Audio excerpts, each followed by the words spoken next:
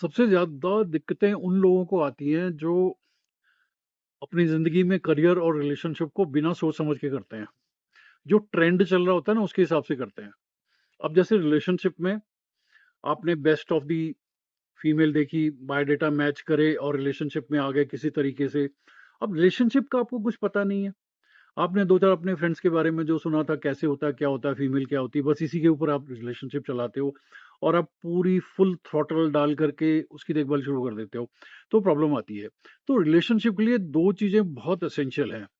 एक तो आपको पता होना चाहिए कि रिलेशनशिप क्या है, इसकी स्टेजेस क्या होती हैं, रिलेशनशिप में क्या-क्या होता है, फीमेल्स क्या होती हैं, उनको कैसे मैनेज करना है, कैसे उनकी देखभाल करनी है, कैसे उनको समझना है, ये थोड़ा-सा जानना बहुत ज़रूरी है भाई। नहीं तो ऐसा ना हो कि भई तुम घोड़े पे बैठ के, घोड़ा तो तुमने अरबी घोड़ा ले लिया, करोड़ों रुपए का, और उसपे तुम बैठ गए और घोड़े को पता है कि इसको चलाना नहीं आता, तो घोड़ा जो है ना तुम्हारी हालत खराब कर देगा। और एक टाइम तो ऐसा आएगा तुम जैसे ही घोड़े के पास जाओगे सोच के कि ये मेरा घोड़ा, दुलत्ती मारेगा तुमको। तो रिलेशनशिप के लिए 2 चीज़ें बहुत इंपॉर्टेंट है। एक तो आपको रिलेशनशिप की समझ होनी चाहिए, फीमेल्स के बारे में आइडिया होना चाहिए कि क्या होता है, इसीलिए हम रील्स बनाते हैं। और secondly, go in for a progressive female. Progressive female का मतलब क्या हो गया?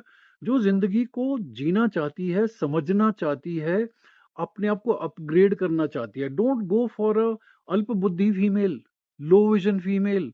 डोंट गो फॉर जिसने एक क्वालिफ़िकेशन एक्वायर कर ली किसी तरीके से और उसके बाद अब वो पढ़ना ही नहीं चाहती है। उसको लगता है बस अब मैं तो पहुँच ही जहाँ मेरे को पहुँचना था, अब तो मेरी देखभाल करो।